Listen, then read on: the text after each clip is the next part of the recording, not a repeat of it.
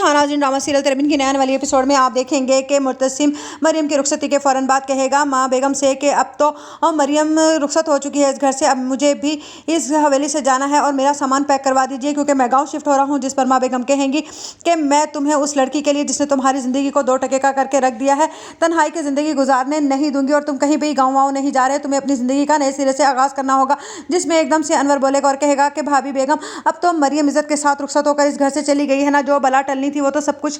ठीक से हो गया है, अब आप मीरब को भी माफ़ कर दीजिए। जिस पर कहेंगी भाभी बेगम के नहीं, ऐसा हरगिज़ नहीं होगा अनवर, तुम्हारी बेटी की गलती इतनी छोटी नहीं है और अभी भी ये तलवार हमारे सर पर टकी हुई है कि अगर नूरेश को ये बात कहीं से भी पता चल गई कि हमारी मरियम घर से भाग गई थी और वो भी तुम्हारी बेटी की वजह से, और वो एक रात रहकर आई है मलिक ज़ुबैर की